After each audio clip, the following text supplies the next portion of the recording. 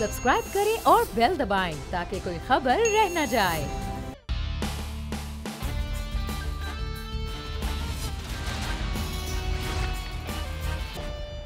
अस्सलाम वालेकुम नाज़रीन, प्रोग्राम द स्पेशल रिपोर्ट के साथ मैं हूं मोहम्मद कामरान। हुकूमत की कारकर्दगी और उस पर जो उनकी जानिब से कारकर्दगी के हवाले से बातें की जाती हैं वो एक जानिब, लेकिन IMF की आउटलुक रिपोर्ट का मंजर-ए-आम पर आना, महंगाई का हुकूमत की जानिब से खुद एतराफ, इस सब के बावजूद जो अपोजिशन है वो हमें एक पेज पर दिखाई नहीं देती है। हुकूमत के खिलाफ जब भी तहरीक की बात आती है, PDM इससे पहले बनाई गई, उसके बाद जो कुछ हुआ वो हम सबके सामने है। पाकिस्तान पीपल्स पार्टी इल्जाम लगाती है कि तहरीक अदम एतमाद के लिए पाकिस्तान मुस्लिम लीग नून जो है वो उनका साथ नहीं देती है, इसलिए वो हुकूमत को गिराना नहीं चाहती है। दूसरी जानिब पाकिस्तान मुस्लिम लीग नून भी इसी तरह की बातें करती है कि पाकिस्तान पीपल्स पार्टी इस्तीफों के मामले पर उनके साथ एक पेज पर नहीं आती है। इसका मतलब है कि पाकिस्तान पीपल्स पार्टी हुकूमत को नहीं गिरवाना चाहती है। यह तो हो गई ऑपोजिशन की बात। खुद ऑपोजिशन पार्टीज के अंदर भी क्या कुछ चल रहा है वो भी हमारे सामने है। पाकिस्तान डेमोक्रेटिक मूवमेंट गो के 16 अक्टूबर को फैसलाबाद में अब मैदान से जाएगी, लेकिन अब इत्तलात यही है कि इससे पहले जो कुछ होता रहा, मतलब शहबाज शरीफ जब जाते हैं तो मरियम नवाज नहीं जाती हैं उस जलसे के अंदर या उस जगह पर, और ऐसा ही कुछ इस बार फैसलाबाद में भी होगा। शहबाज शरीफ नहीं जा रहे, मरियम नवाज वहां पर खिताब करेंगी और वीडियो लिंक के जरिए नवाज शरीफ साहब भी खिताब करेंगे। ये खिताब में क्या कहते हैं वो भी एक इंपॉर्टेंट बात है, खास तौर पर मौजूदा तनाजुर में। अगर बात की जाए नैब ऑर्डिनेंस की, बहुत बातें की गई नैब ऑर्डिनेंस के हवाले से भी कि नैब ऑर्डिनेंस जो है उसके खिलाफ हम अदालतों में जाएंगे, कौमी असम्बली में जाएंगे, सेनेट में जाएंगे, लेकिन अभी तक अमली तौर पर कुछ होता नजर नहीं आता है। उसकी एक वजह यह भी है कि अगर हुकूमत उससे फायदा उठा रही है तो अपोजिशन के अरकान हैं वो भी इससे जरूर फायदा उठाएंगे, बेनिफिशियरी वो भी हैं। तो देखते हैं कि अब इस मामले पे क्या होता है। आज इस हवाले से बात करेंगे। प्रोग्राम के पहले हिस्से में बलोचिस्तान की सूरत हाल के हवाले से बात करेंगे। बलोचिस्तान का जो सियासी बहरान है वो तूल पकड़ता जा रहा है।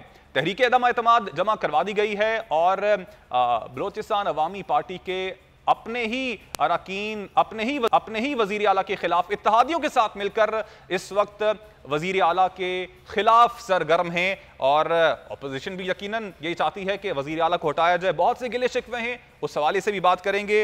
हमारे साथ मौजूद हैं इस वक्त नादिर गबोल साहब, पाकिस्तान पीपल्स पार्टी के रहनुमा हैं। बहुत शुक्रिया नादिर साहब आपके वक्त का।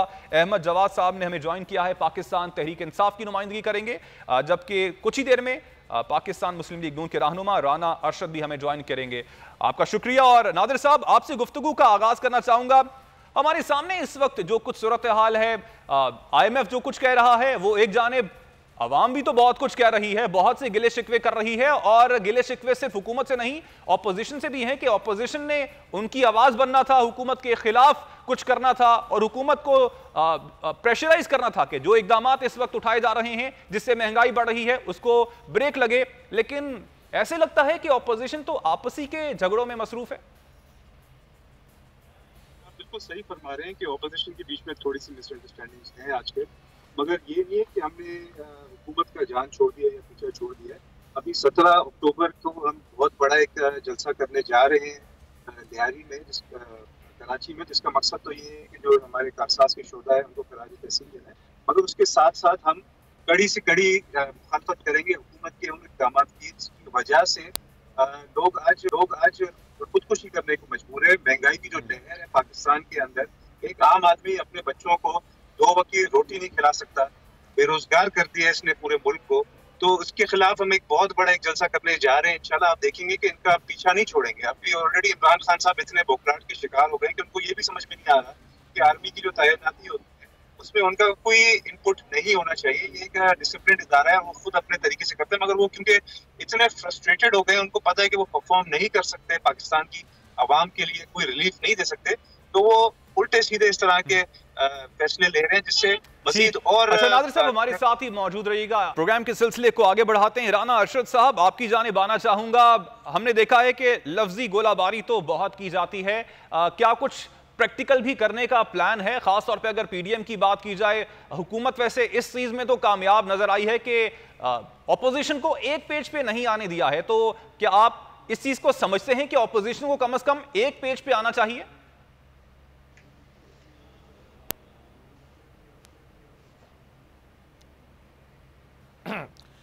जी बिस्मिल्लाहिर्रहमानिर्रहीम। कामरान साहब, मैं समझता हूँ कि अपोजिशन अल्हम्दुलिल्लाह एक ही प्लेटफार्म पे हैं। वो पार्टी हो या पीडीएम हो, हमारा जो बुनियादी मकसद है इस हुकूमत की महंगाई, बेरोज़गारी, लाकानूनियत और इसकी नाअहली को एक्सपोज करना, तो वो अल्हम्दुलिल्लाह हो रहा है। और मैं समझता हूँ कि अपोजिशन 25 जुलाई 2018 को जो इंटरनेशनल धांधला हुआ था, जिसके नतीजे में ये गवर्नमेंट मसलत की गई, उस वक्त भी हम एक दूसरे के अपोनेंट थे, हमने एक दूसरे की मुखालफत में इलेक्शन कंटेस्ट किए थे। फिर आपको पता है कि पीडीएम में अगर हम इकट्ठे थे, इसके बावजूद गिलगित बल्तिस्तान में भी हम एक दूसरे के अपोनेंट थे। इसलिए ये कहना कि हम एक प्लेटफार्म पर नहीं हैं, हम अल्हम्दुलिल्लाह हैं। हाँ, वो पार्टी अपने प्लेटफार्म पर स्ट्रगल कर रही है, मुस्लिम लीग नून अपने पर कर रही है, और हम पीडीएम में भी अपने प्लेटफार्म पर स्ट्रगल कर रहे हैं, उसी तरह जमात इस्लामी भी कर रही है। इशू ये है कि 3.5 साल में इस गवर्नमेंट ने किया क्या है।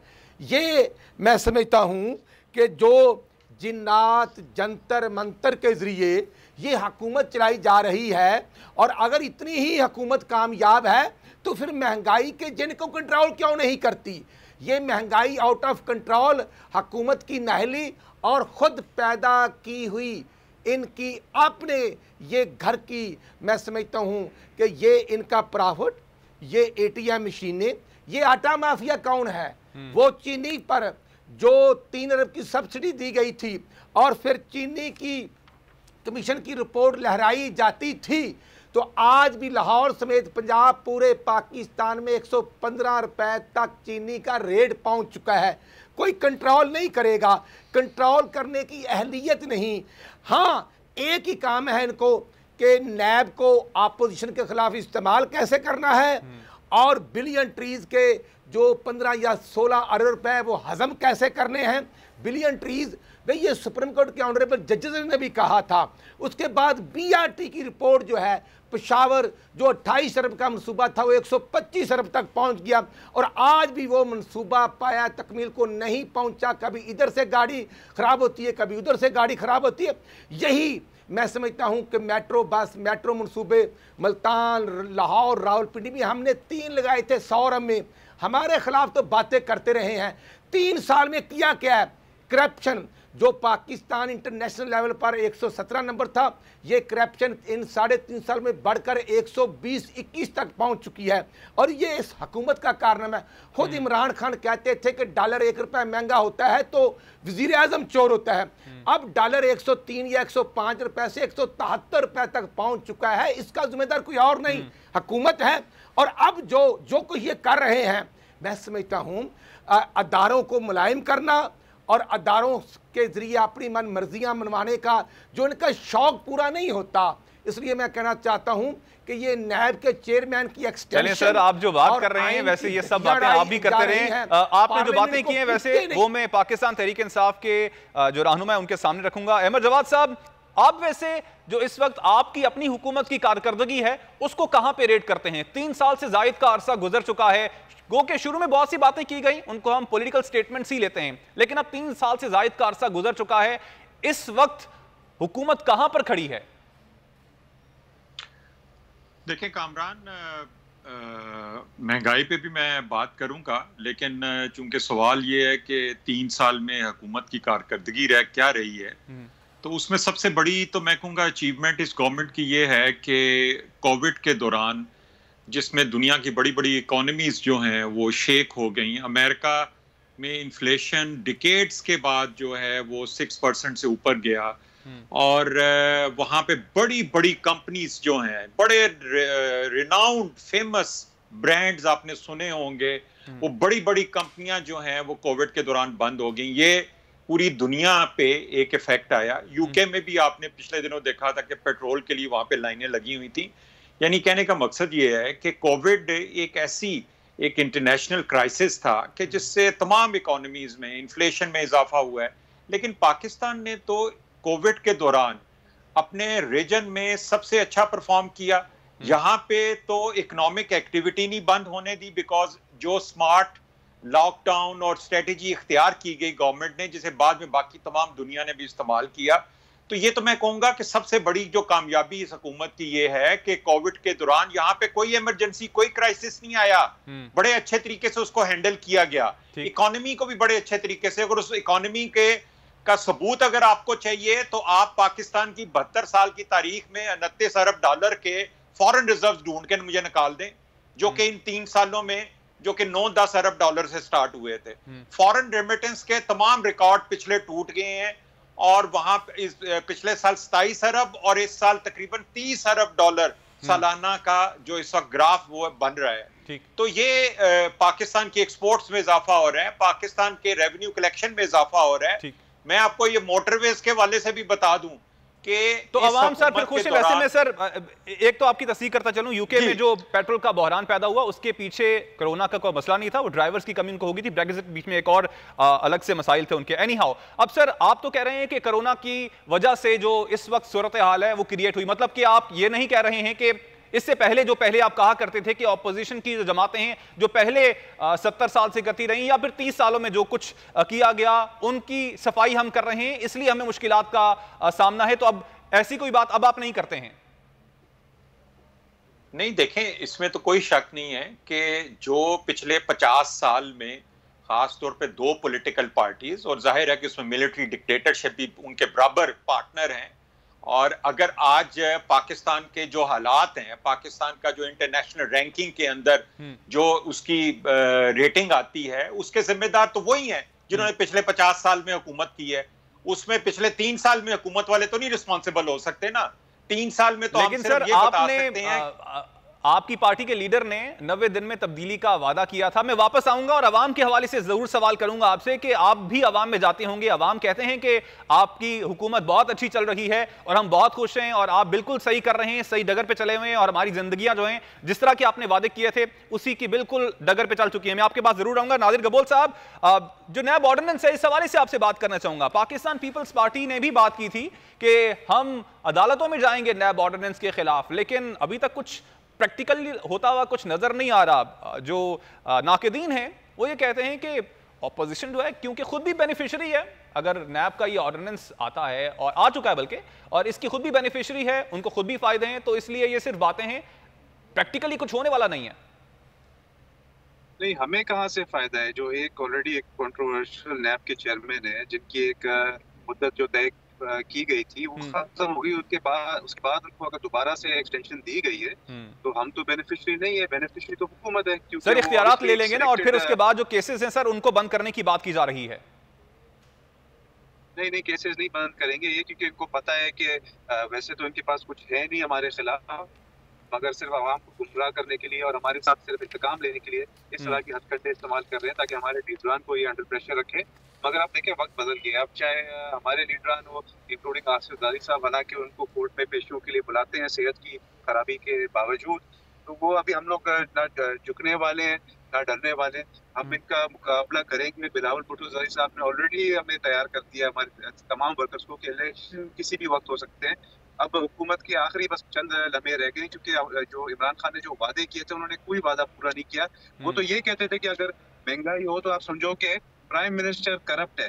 तो सबसे ज्यादा महंगाई कब हुई है? हमारे दौर में हुई है, इमरान खान के दौर में। जाहिर सी बात है इमरान खान के दौर में हुई है। आप पेट्रोलियम के प्राइसेस देख लें, आप आटा, चीनी, दालों के, चावल के प्राइसेस देख लें, गैस के प्राइसेस देख लें, बिजली की हर 10 दिन बाद बिजली के प्राइसेस ये लोग इंक्रीज कर देते हैं।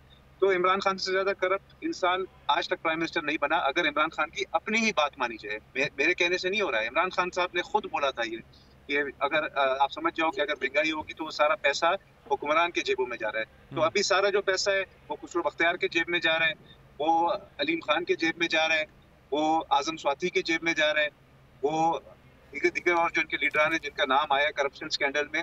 अब शौकत तरीन को ऑलरेडी इन्होंने फाइनेंस मिनिस्टर बनाया, ठीक है, मगर इतना बड़ा स्कैंडल उनका आ गया है। नादिर, आप हमारे साथ ही मौजूद रहिएगा।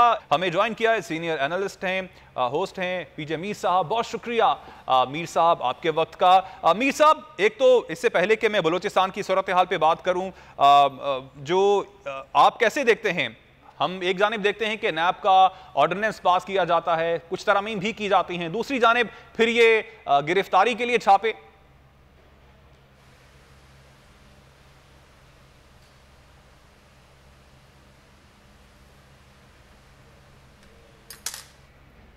पीजे मीर साहब, आपको मेरी आवाज आ रही है? जी, अब आ रही है, अब आ रही है। अच्छा मीर साहब, अभी इससे पहले कि मैं बलूचिस्तान के हवाले से आपसे गुफ्तगू का आगाज करूं, इससे पहले अभी जो बड़ी खबर आई है वो ये है कि आगा सिराज दुरानी की गिरफ्तारी के लिए नैब टीम उनके घर के बाहर मौजूद है। लेकिन हम देखते हैं कि इससे पहले नैब का ऑर्डिनेंस पास होता है और उसमें जो बहुत सी बातें की जाती हैं। अब गिरफ्तारी, तो अब ये किस चीज की निशानदेही कर रही है? देखें जी, नंबर 1, अभी ये तो ऑर्डिनेंस पास हुआ है जो कानून कहता है कि आप चेयरमैन नैब को दोबारा इलेक्ट नहीं कर सकते। एक ऑर्डिनेंस के थ्रू आपने कर दिया है, अब इसकी क्लैरिफिकेशन होनी है कि क्या ये नए केसेस ले सकते हैं या नहीं, क्योंकि जब ये रिटायर हो जाते हैं और अगर टेम्परेरीली इनको लगाया जाता है उस वक्त ये नए केसेस नहीं ले सकते। That's the law. अब ये क्या इसके अंदर भी हमें क्लैरिफिकेशन चाहिए होगी, क्या ये उठा सकते हैं, इनकी फुल पावर्स हैं, क्योंकि चेयरमैन नैब की जो पावर होती है वो सुप्रीम कोर्ट के चीफ जस्टिस से भी ज़्यादा होती है। सो इसकी एक क्लैरिफिकेशन आएगी। आई एम श्योर जो लॉयर्स हैं वो इस पर बिल्कुल चाल पड़ताल करेंगे और बताएंगे हमें। लेकिन देखें, अगर सिराज दुरानी को पकड़ना है या किसी और को पकड़ना है तो आप पहले क्यों नहीं पकड़ लेते? आपके पास क्या प्रूफ, ओवरनाइट प्रूफ आ जाता है और आप इसको पकड़ लेते हैं? देखो, इसमें ऑपोजिशन जो है ऑब्जेक्टिवली वो कहेगी कि ये तो पॉलिटिकल विक्टिमाइजेशन है। अगर आपने सिराज दुरानी का क्या कोई नया क्राइम है? इनके ऊपर तो बड़े पुराने चार्जेस भी लगे हुए हैं, तो वो चार्जेस उस वक्त क्यों नहीं इन्वेस्टिगेट किए? अब ऑर्डिनेंस के बाद अब आप करेंगे तो ये मैं समझता हूँ कि ये एक अपने आप पे एक और तनकीद लाने का एक सर, वैसे नैब ऑर्डिनेंस के हवाले से भी आपसे कमेंट चाहूंगा। नैब ऑर्डिनेंस पे आप क्या कहेंगे? ये जो हुकूमत की जानिब से हर चीज पर ऑर्डिनेंस लाया जाता है, रादर देन दैट कि इसको पार्लियामेंट में लाया जाए और उस पर डिस्कशन की जाए तब कोई चीज की जाए, तो इस तरह की चीजों पर आपके कमेंट्स क्या हैं? देखें, जब PMLN एक दफ़ा आई थी तो मैंने मुशाहिद हुसैन से कहा था, ये नए नए मिनिस्टर बने थे मिनिस्ट्री में, मैंने कहा जी अब आप एडोकिज्म पे तो नहीं चलेंगे? No no no no no adhocism, no PCO, no nothing. वो सर वही चल रहा है। अगर आपने इसी तरह इस मुल्क को चलाना है ऑर्डिनेंस या आप कह लो कि on a short term basis, तो ये Islamic Republic of Pakistan will never develop. हमें कॉन्क्रीट स्टेप्स लेने चाहिए। अब या तो आपने करना है तो आप इसको परमानेंट करो। अगर आप ऑर्डिनेंस लेके आओगे, आप एक लकूना छोड़ दोगे जो कि बाद में डिस्कशन बनेगा। हमें क्यों ऐसी चीज़ चाहिए? हमने पाकिस्तान को देखना है, गवर्नमेंट्स आएंगी जाएंगी, जो मर्जी गवर्नमेंट हो। तो मुदस्सिर, बात यही बड़ी सिंपल है कि अगर हमने टेम्प्रेरी रिलीफ लेना है या टेम्प्रेरी आप कह लो कि एडोकिज्म पे चलना है, तो मुल्क इस तरह नहीं चलते, ना SRO पे, ना PCO पे, ना ऑर्डिनेंसेस पे।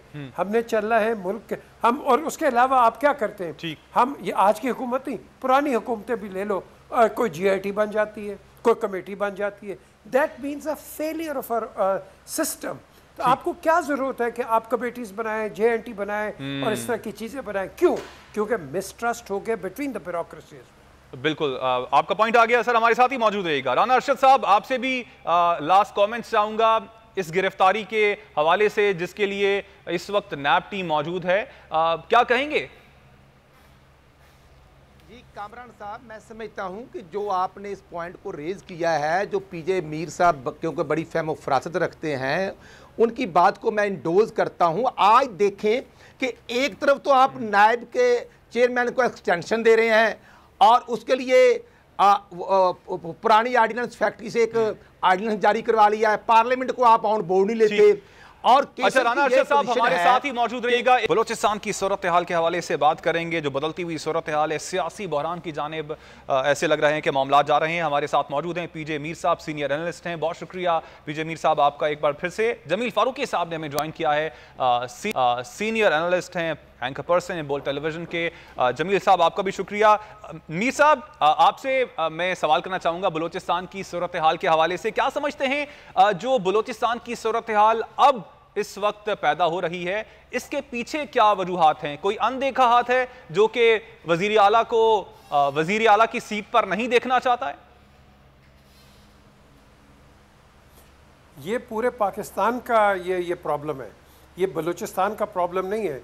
इनको तो पहले कहा था कि जी 2-3 लोगों ने, हाँ जी खतरान साहब इंसान, कि भाई आप रिज़ाइन कर दो। वरना हम नो कॉन्फिडेंस भी लेके आ जाएंगे, हम ये कर देंगे। आपने एक चीज़ मुदस्सर नोट की है, whether it is Punjab, whether it is Sindh और वेदर इट इज़ बलूचिस्तान, हर बंदा अपनी पार गेम के अंदर मुलव्वज़ हुआ है। अवाम की कोई बात कर रहा है, पूरे मीडिया के अंदर कोई अवाम की बात नहीं करता। जहाँ गवर्नमेंट को तनकीद कर रही है दबा के तनकीद कर दो, लेकिन अवाम की बात आप ना करो कि इसको निकाल दो, इसको रख लो, उसको ये ठीक नहीं है, वो ठीक नहीं है। यार ये हमारी पॉलिटिक्स होगी आजकल। ये मौलाना साहब को देख लो, मौलाना साहब यही हैं जो फ़ौज के पीछे लगे हुए हैं। आज कहते हो जी कि फ़ौज के साथ ये करना चाहिए, अपने इदारों के साथ ये करना चाहिए। आप अपने रिट्रैक्शन तो देखो यार, खुदा के लिए कौन पाकिस्तान की आवाम की बात कर रहा है? किसी ने बात की है? कोई आप कंस्ट्रक्टिव कोई बात करते नहीं, सिवाय अपनी पार को बचाने के लिए, whether it is chief minister here, there और एवरीवेयर। तो मैं समझता हूं कि ये जो आपने कहा ना कि पीछे फोर्सेस, ये पीछे वही हैं फोर्सेस जो कि सेल्फिश फोर्सेस हैं। They don't think the better of Balochistan. और यही वजह है कि बलूचिस्तान को फिर हम सारे मिल के कहते हैं देखो यार ये कैसा सूबा है, इसमें तरक्की नहीं हुई। भाई बलूचिस्तान के अंदर खुद एक यूनिटी आनी चाहिए। ये यूनिटी नहीं है, मैं नाम नहीं लेता हूँ, मैं बता देता हूँ यार। अभी गवर्नर साहब थे ये यूसुफ ज़ई, मेरा बड़ा अच्छा दोस्त है, मैंने से बात में कहा आपने रिज़ाइन क्यों किया? जो उन्होंने मुझे बताया, खुदा की कसम मुझे शर्म आ गई कि यार ये हम बलूचिस्तान के साथ कर रहे हैं। You know the thing is everybody जो है ना, हर बंदा अपने एक सेल्फिश ट्रैक के ऊपर चल रहा है। पाकिस्तान का कोई नहीं सोच रहा, अपने सूबों का कोई नहीं सोच रहा। यार मुझे बस पार में आने दो, इसको निकाल दो, and this is what the politics is all about. अवाम की बात करो, ये कोई नहीं करता। मीर साहब आपका पॉइंट आ गया। मैं चाहूंगा कि राना अरशद साहब से भी इस हवाले से बात कर लूं। राना अरशद साहब, आपके दौरे हुकूमत में भी बलूचिस्तान के साथ ऐसा ही कुछ होता रहा, एकदम से हुकूमत वहां की भी गिरा दी गई थी। अब मौजूदा सूरत हाल में आप क्या कहेंगे? कामरान साहब, मैं समझता हूं कि ये मुस्तकिल मजाजी आनी चाहिए। हमारे दौर में भी सनाउल्लाह ज़ौहरी खान साहब को जैसे फारग किया गया, पॉलिटिकल वायरस भी था और कुछ दाएं बाएं से भी चीज़ें थी। मैं समझता हूँ कि बलूचिस्तान जो है उसकी तरक्की होनी चाहिए, और ये जितना हम टाइम अजाफी टाइम हम खर्च करते हैं इन साजिशों में, वही टाइम अगर मैं समझता हूँ ग्वादर पोर्ट और बलूचिस्तान की तरक्की और पॉलिटिकल तौर पर जो गवर्नमेंट है वो डिलीवर करने की कोशिश करती है, तो फिर दाएं बाएं से आप मुझे नहीं समझ से बाला तरह है कि ये कमाल साहब हमारे दौर में हमारे स्टेट मिनिस्टर थे, और अब उनकी पार्टी के देखे ना, ये मकाफात अमल होता है कि जब ये जाम साहब हमें छोड़ के गए हैं, आज उनकी पार्टी के दोस्त उनको छोड़े हैं। इसलिए जो पीजे मीर साहब ने बात की है, मैं उसको इंडोज करता हूँ। ये मुस्तकिल मजाजी आनी चाहिए। हालात जो हैं, हमें आज महंगाई, बेरोजगारी, आज आवाम परेशान है। मैं पीजे साहब की बात को 100% इंडोज करता हूँ। आज जिम्मेदार परेशान है कि DAP की 2500 की बोरी थी जो 7000 की हो चुकी है। जो उनको बिजली का यूनिट 5 रुपए 35 पैसे का मिलता था, आज वो 16 रुपए का, और 7 बजे से लेकर 11 बजे तक। इन चीजों पर फोकस करने की जरूरत है, रादर दैट के इस तरह की बातें हों जो कि इस वक्त हमें बलूचिस्तान के अंदर नजर आ रही हैं। बहुत शुक्रिया राना अरशद साहब, आपके वक्त। जमील साहब, आपकी जानिब आना चाहूंगा। अंदर की खबरें क्या हैं जो हम देखते हैं कि वजीर आला बलूचिस्तान की जानिब से एक इससे पहले इस्तीफा आता है, बाद में कहते हैं कि ऐसी कोई बात नहीं है और वो अपनी कुर्सी उनकी मजबूत है, कहीं वो नहीं जा रहे हैं। दूसरी जानिब हम देखते हैं कि कायम मकाम सदर लगा दिया जाता है ज़हूर बुलेदी साहब को। अंदर की खबरें क्या हैं आपके पास? क्या होने जा रहा है? वजीर आला साहब की, बलूचिस्तान के वजीर आला साहब की कुर्सी जो है वो क्या मजबूत है? देखें, मेरे पास जो इतलात हैं उसके मुताबिक वज़ीर आला बलूचिस्तान जाम कमाल साहब की कुर्सी को कोई ख़तरा नहीं है। उसकी वजह यह है कि हमारे यहाँ जो प्रोविंशियल पॉलिटिक्स है वो फेडरेशन सेंट्रिक होती है। यानी अगर फेडरल के अंदर कोई उखाड़ पछाड़ चल रही हो या फेडरेशन के अंदर कोई डिस्टर्बेंस हो, तो प्रोविंसेस के अंदर कहीं ना कहीं वो डिस्टर्बेंस हमें नज़र आती है। आप देखिएगा आने वाले 3-4 दिन में जैसे ही ये मामलात नोटिफिकेशन वाले सेटल डाउन होंगे, आपको बलूचिस्तान के अंदर भी सेटलमेंट नजर आएगी। और उसके बाद ये मेरी ओपिनियन है, कोई इससे डिसएग्री कर सकता है, लेकिन एक बात तय है। मैं पीजे मीर साहब हमारे उस्तादों में से हैं, उनकी बात सुन रहा था। बलूचिस्तान के जो लीडर्स हैं वो खुद मुखलिस नहीं हैं बलूचिस्तान के साथ। हम ये तमाम मलबा किसी गवर्नमेंट के ऊपर नहीं डाल सकते कि नवाज शरीफ साहब के दौर में क्या हुआ, या इमरान खान साहब के दौर में अब क्या हो रहा है, या जरदारी साहब के दौर में क्या हुआ था। बलूचिस्तान के जो अपने बलोच लीडर्स हैं वो वोट वहां के लोगों से लेते हैं, उसकी तादाद भी बहुत ज्यादा नहीं होती, लेकिन उनकी गवर्नमेंट्स बन जाती हैं और फिर उनके घर बनते हैं या तो इस्लामाबाद के अंदर या कराची के DHA के अंदर। तो ये बड़ा फर्क है, जब खुद बलोच अवाम के हुकूक के लिए लड़ने वाले उन बलोचों के साथ मुखलिस नहीं होंगे तो चाहे फिर फेडरेशन में कोई भी बैठा हो वो फिर कॉस्मेटिक चेंजेस ही होंगी। Anyhow, having said this all, मुझे नहीं लगता कि जाम कमाल साहब कहीं जाने वाले हैं। ये आप अगले 4-5 दिन के अंदर चीजें मजीद सेटल होती हुई देखेंगे। पॉइंट आ गया। अच्छा मीर साहब, आपके सामने भी ये सवाल रखना चाहूंगा, आप भी इस बात से एग्री करेंगे कि बलूचिस्तान के वजीर आला को कोई खतरा नहीं है, ये समंदर की झाग है जो कि एक हफ्ते तक बैठ जाएगी? देखिए, खतरा नहीं होना चाहिए। अगर तो हमने इसको प्रोविंस को तकड़ा करना है, जिस तरह अभी जमील बात कर रहे थे, भाई इनके अंदर अपनी यूनिटी नहीं है, इनके अंदर अपनी यूनिटी नहीं है, इनको यूनाइट करना है हमने। आपने देखा नहीं है कि कोई भी ये इन द पास्ट आप देख लो कि मैं तो कोयटा में कई दफ़ा मैंने देखा फायरिंग हो रही है कोयटा के ऊपर, ये कौन कर रहे थे? मैं ट्राइब्स के भी नाम ले सकता हूँ। द क्वेश्चन इज हमें क्या ज़रूरत है इस चीज़ के ऊपर? भाई आप प्रॉब्लम हमारी ये कि हम बैठ के बात नहीं करना चाहते या नहीं कर सकते। डिटॉन्ट जो है इसको हमें तोड़ना है, एक दूसरे से बैठ के बात करो। देखो आज आप तालिबान भी देख रहे हो ना, जो मर्जी आप कह लो, अच्छा बुरा, वो यार कहीं तो बैठ के बात हो रही है ना, तो हम क्यों नहीं कर सकते अपनी यूनिटी के अंदर? हमें बलूचिस्तान को यूनाइट करना है। क्यों? ये इंडिया के हाथों बड़ा खेला गया है, ये आपने देख लिया क्या क्या हमने यहाँ से नहीं पकड़ा। हमें इसको बड़ा यूनाइट करना है। और जो सरदार है जिसको वडेरा कहते हैं, वडेरा भी क्या, वो एक सिंह है, सबसे बड़ा जो होता है फैमिली में वडेरा ही होता है, लेकिन इसका भी कॉन्सेप्ट पता नहीं लोगों को क्या डाला हुआ है। हमें इनको चाहिए कि अपने लोगों को कॉन्फिडेंस मिले और साथ साथ फेडरेशन को जो चाहिए यहाँ इन्वेस्ट ज़्यादा करें। हम बलूचिस्तान की इतनी बातें करते हैं, इतने इवेंट्स करते हैं, हमने इन्वेस्टमेंट क्या की है वहाँ? मुझे बताओ ना, apart from Gwadar what is happening there? We need to improvise Balochistan and the standard of living, जो कि नहीं है। हमें इस पर बहुत काम करना है। एंड बलूचिस्तान यार क्या जगह है, खुदा की कसम सबसे बड़ा एरिया है और हम उसको निगलेक्ट कर रहे हैं। वी नीड टू कॉन्सेंट्रेट मोर, और इस लीडरशिप जिसकी हम बात करते हैं, it must unite for the sake of Balochistan. बिल्कुल ठीक है। अच्छा जमील साहब, आपने जो बात की उसी को आगे बढ़ाना चाहूंगा। बहुत हसास सूबा है हमारा बलूचिस्तान, और ये जो आपने बात की कि आपस की ही लड़ाइयाँ हैं, तो इसको रिजॉल्व करने के लिए हुकूमत किस तरह का किरदार अदा कर सकती है, हमारे इदारे किस तरह का किरदार अदा कर सकते हैं, ये जानते हुए कि ये इंतहाई इंतहाई इंतहाई हसास सूबा है? देखें, किरदार अदा करना चाहिए से तो क्वेश्चन अब बहुत आगे निकल चुका है। हम इनके 73 सालों में क्या किरदार अदा किया जाता रहा है, वो बहुत बड़ा क्वेश्चन मार्क है। अब किसी ना किसी ने तो इसको स्टार्ट करना था और उसको स्टार्ट करना चाहिए। बहरहाल देर आयत दुरुस्त आयत वाली बात है। ग्वादर सी पोर्ट बना है, वो कितनी हद तक इफेक्टिव होता है आने वाले दिनों में होके दे रही हैं। वहाँ के जो इलेक्टेड MNAs होते हैं या वहाँ के जो इलेक्टेड MPAs हैं या फिर जो सेनेटर्स बनते हैं, वो वहाँ से सेनेटर्स बन के आते हैं लोगों के वोट के ऊपर, और यहाँ वो सेंटोरस में रह रहे हैं या बड़े बड़े प्लाजाज के अंदर रह रहे हैं, उनकी वापसी वहाँ नहीं होती। मैंने एक साबिक वज़ीर दाखिला बलूचिस्तान से अपने शो पे सवाल किया, मैंने कहा आप अपने बच्चों को जिस इलाके से आप ताल्लुक रखते हैं वहाँ एजुकेशन दिलाएंगे वहाँ के गवर्नमेंट स्कूल से? तो कहते हैं मैं तो कभी नहीं दिलाऊंगा। मैं क्यों दिलाऊं? मैं अपने बच्चों को ऐसी जगह पे क्यों पढ़ाऊं? तो जिनके वडेरों की वडेरा शाही के अंदर सोच ये, तो वो क्या पब्लिक वेलफेयर के ऊपर बात करेंगे और क्या उनकी खिदमत करेंगे? अब सारा ठेका जो है वो रियासत ने तो नहीं ले रखा। रियासत का काम है उनको स्ट्रक्चर बना के देना, इंफ्रास्ट्रक्चर के ऊपर काम करना, अच्छे पोर्ट्स बना के दे देना, अच्छे स्टेडियम बना के देना। अब फर्दर उसको जो रन करना है वहाँ की लोकल लीडरशिप ने करना है और उसको फेडरेशन ने उसका साथ देना है।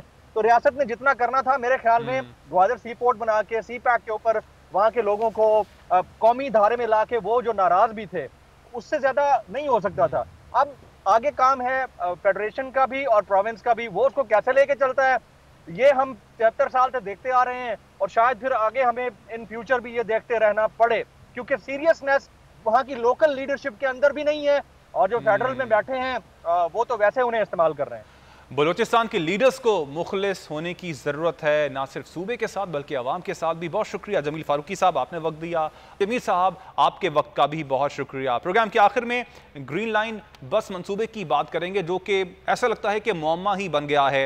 मंसूबा कब मुकम्मल होगा, जो शहरी हैं वो इससे मुस्तफीद कब होंगे, ताहाल किसी को पता नहीं है। इस ट्रैक की क्या सूरत हाल है और इस वक्त जो ताज़ा तरीन सूरत हाल है वो मालूम कर लेते हैं हमारे नुमाइंदे राव अफनान से। ग्रीन लाइन मंसूबा एक मुअम्मा बन चुका है। ये मंसूबा कब मुकम्मल होगा ताहल किसी को मालूम नहीं है।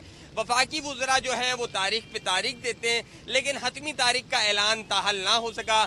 40 बसें जो हैं वो गुज़श्ता माह कराची पहुंची थी, जबकि 40 मजीद बसें जो हैं वो कल कराची पहुंचेंगी। तो 80 बसें आ चुकी हैं। गवर्नर सिंध के मुताबिक ट्रैक भी तैयार है, सिर्फ सॉफ्टवेयर अपडेट होना बाकी है। जबकि जो ड्राइवर्स हैं उन्हें तरबियत दी जा रही है कि वो किस तरह ट्रैक पर जो है वो ग्रीन लाइन बसेस चलाएंगे। ऑन ग्राउंड क्या सिचुएशन है, कैमरामैन अमजद शाह मेरे अकब में आपको दिखाएंगे। ये वो ट्रैक है जो नुमाइश से टावर की तरफ जाएगा। इस पर ताहाल जो है वो तरक्याती काम जारी है। जब ये मंसूबा था तो इसे सरजानी से गुरु मंदिर तक चलना था, लेकिन सूबाई हुकूमत की दरख्वास्त पर इसे गुरु मंदिर से टावर तक जो है वो तवील किया गया। लेकिन ताहाल जो है ये मंसूबा सुस्त रवि का शिकार है। 2016 के अंदर संगे बुनियाद रखा गया था, लेकिन 5 साल गुजर जाने के बावजूद ग्रीन लाइन मंसूबा एक मुअम्मा बना हुआ है और कराची के शहरी मुंतजिर है कि मंसूबा आया कब मुकम्मल होगा। और इससे शहर कराची आपने तफसीलन हमारे नाजरीन को इस मंसूबे के हवाले से बताया, आपका शुक्रिया। नाज़रीन, उम्मीद करते हैं कि आज का प्रोग्राम आपको पसंद आया होगा। मुझे मोहम्मद कामरान को दीजिएगा इजाजत। अल्लाह निगहबान।